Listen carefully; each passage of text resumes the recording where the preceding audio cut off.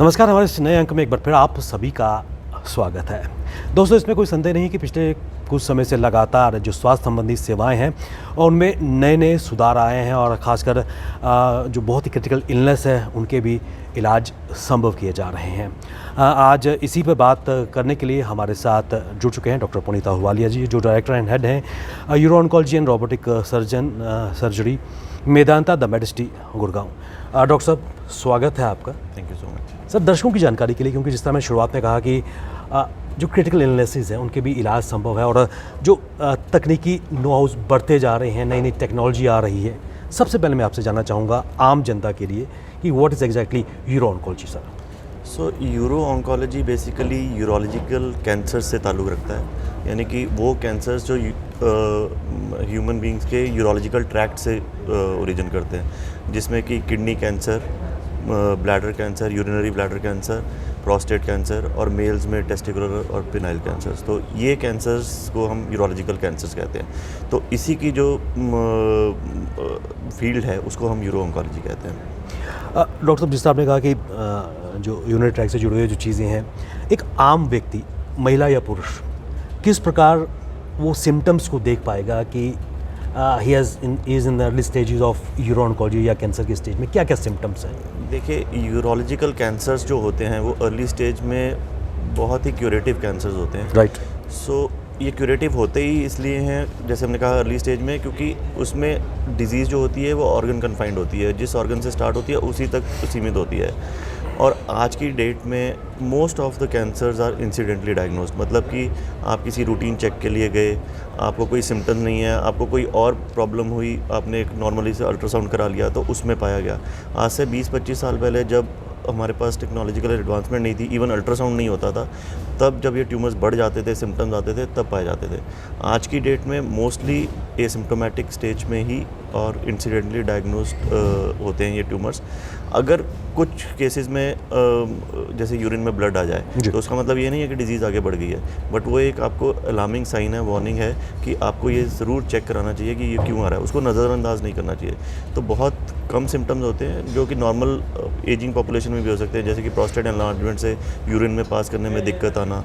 तो ये symptoms cancer में भी ओवरलैप कर सकते हैं और नॉर्मल एनलार्ज प्रोस्टेट में भी ओवरलैप कर सकते हैं, बट अगर ब्लड आ रहा है तो वो चीज़ नज़रअंदाज नहीं करना चाहिए। You as the expert and as the director and head of the uro oncology and robotic surgery, क्या एक सजेस्ट करेंगे आम जनता को जो इनिशियली स्टेज में जिनको सिम्टम्स पता चल चुके हैं, क्या उनके लिए आपके लिए एक सुझाव रहेगा? देखिए, सुझाव यही है कि उसको नज़रअंदाज ना करें, इग्नोरेंट ना हो, ये ना सोचे कि ये मुझे नहीं हो सकता। कैंसर में जो पहले 3 अल्फ़ाबेट्स हैं वो कैन है, मतलब कि वो बिल्कुल ट्रीट किया जा सकता है। सो अगर ये हो सकता है कैंसर का सिम्टम, बट आप सही राय लें, सही उसका इलाज लें और उससे वो पूरी तरह से क्योर हो सकता है। तो उससे डरने की ज़रूरत नहीं है, उसे समझ के उसका ट्रीटमेंट लेने की ज़रूरत है। डॉक्टर साहब, कैंसर की ट्रीटमेंट और स्पेशली यूरो ऑन्कोलॉजी से जुड़े हुए उनके ट्रीटमेंट की अगर बात करें, कोई भी पेशेंट चाहे इनिशियल स्टेज में हो या उसके बाद सब्सिक्वेंट स्टेजेस से गुजर रहा हो, किस प्रकार उसका ट्रीटमेंट संभव है? और जो एक इम्पॉर्टेंट चीज़ रोबोटिक सर्जरी की अगर बात करें, उस पर मैं बात में आऊँगा सर। सो इनिशियल स्टेजेस में सर्जरी एक बहुत अच्छा मोडेलिटी है जिससे हम पूरी तरह से क्योर कर सकते हैं। सर्जरी हम यूजुअली करते ही तब हैं जब ये कैंसर्स लोकलाइज्ड ऑर्गन कन्फाइंड होते हैं, क्योंकि अगर वो डिजीज़ और ऑर्गन से निकल के बॉडी में किसी दूसरे पार्ट में फैल गई है तो हमें फिर साथ में कीमोथेरेपी और सिस्टमिक थेरेपीज़ की ज़रूरत पड़ती है। बट अगर वो लोकलाइज्ड है तो उसमें सर्जरी का मेन रोल रहता है, और फिर कुछ कैंसर्स में हम रेडियोथेरेपी भी दे सकते हैं as a definitive treatment for a localised disease. Medanta के माध्यम से कहीं ना कहीं जो डॉक्टर्स हैं, जिसमें आप भी आ रहे हैं, you are reaching out to the people. और रोबोटिक सर्जरी की अगर बात करें, how is different from laparoscopic surgery sir? So robotic surgery जो इंडिया के कॉर्पोरेट हॉस्पिटल में Medanta was one of the first hospital जिसमें रोबोट आया था। आज से 12-13 साल पहले जब हॉस्पिटल खुला था, शुरुआत से ही यहाँ पे रोबोट था। So robotic surgery is for a layman it's an you can say technological advancement over laparoscopy.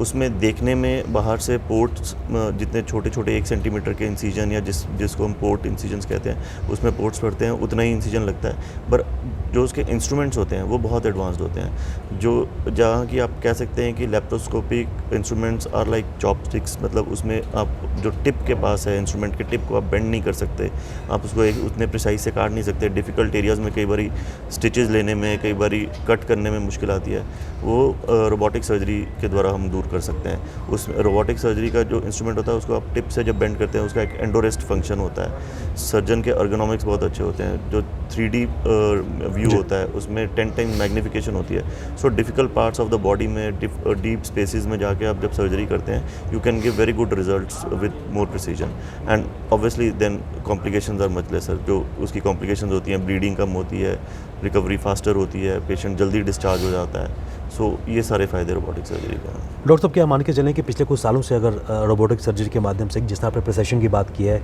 Image 3D मिलती है और प्रेसेशन में मिल जाती है, लेप्रोस्कोपिक सर्जरी में ICU की भी ज़रूरत पड़ती थी, लॉस ऑफ ब्लड भी होता था, तो एक एडवांसमेंट में आई है और इसमें सक्सेस रेट कितना है सर?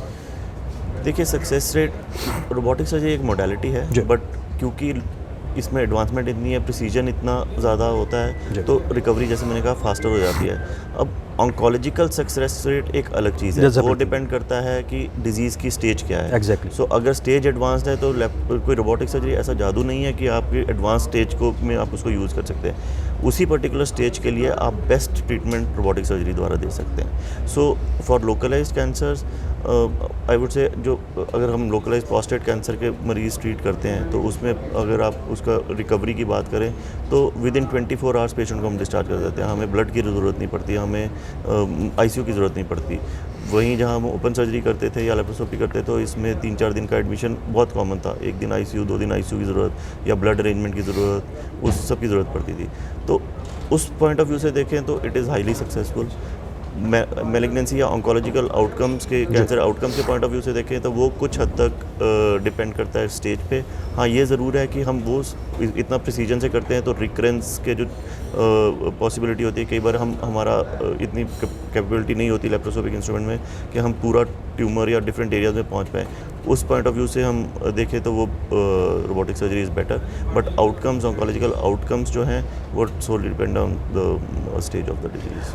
डॉक्टर्स में कोई संदेह नहीं कि Medanta is a brand name, मेरे world class health care facility, लेकिन जब सर्जरी की बात आती है तो लोगों के मन में एक शंका आती है कि the cost factor, how costly will be the treatment part. Robotic surgery की अगर बात करें तो हाउ इसका कॉस्ट फैक्टर क्या है? So robotic surgery overall in general, क्योंकि इतना एडवांसमेंट है टेक्नोलॉजिकल इंस्ट्रूमेंट्स का, मशीन्स का, सो थोड़ा सा उसमें कॉस्ट डिफरेंस ज़रूर आता है, 1-1.5 लाख रुपए का।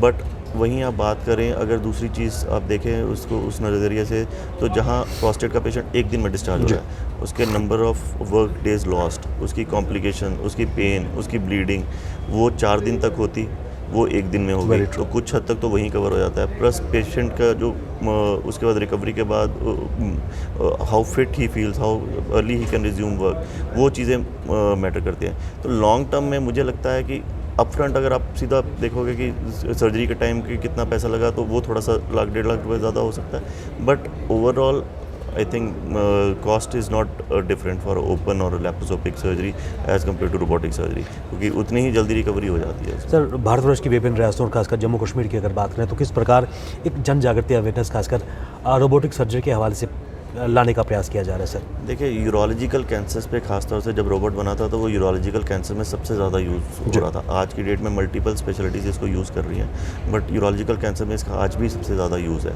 सो जब आप एक पर्टिकुलर एज से, जब 50-55 साल से ऊपर हो जाते हैं, तो आप रेगुलर हेल्थ चेकअप अगर करवा रहे हैं, अगर आपकी फैमिली हिस्ट्री में कोई ऐसी हिस्ट्री है कि आपको कैंसर है, तो आप जल्दी 40 साल की उम्र के बाद अपना इवैल्यूएशन करवा रहे हैं। या अगर आपको सिम्टम आ रहे हैं, जैसे मैंने आपको बताया यूरिन में ब्लड आए, ऐसे कोई सिम्टम आ रहे हैं, तो इन सब का ट्रीटमेंट अर्ली स्टेज पे कराएंगे तो पूरा क्यूरेटिव ट्रीटमेंट हो जाएगा। और अगर डिजीज़ हाई ग्रेड या लोकली ऑर्गन तक ही है, बट हाई ग्रेड भी है, तो जिसमें हम मेजर सर्जरीज करते हैं, जैसे कि रेडिकल प्रोस्टेटेक्टमी या radical bladder removal.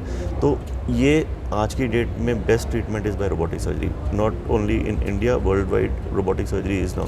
So India is at the four front of this treatment. हमारे पास बहुत सारे इंटरनेशनल पेशेंट्स आते हैं, मेदांता में बहुत सारे इंटरनेशनल पेशेंट्स आते हैं। सो समझने की ज़रूरत है, लोगों को अवेयरनेस। आज से 10 साल पहले लोगों को ये नहीं पता होता था कि रोबोट क्या होता है, उनको लगता था कि रोबोट शायद कुछ फीड कर देते हैं तो रोबोट अपने आप चल पाता है। आज वो अवेयरनेस काफ़ी ज़्यादा हो चुकी है। सो समझने की ज़रूरत है। जहाँ अगर अवेलेबिलिटी आपके शहर में नहीं है तो आप अपने पास जो बड़ा शहर है जहाँ पे ये फैसिलिटी अवेलेबल है, आप मेदांता आ सकते हैं। तो इस चीज़ के आपको पूरी treatment, the world class treatment you will get. Doctor thank you very much for अपना कीमती समय देने के लिए।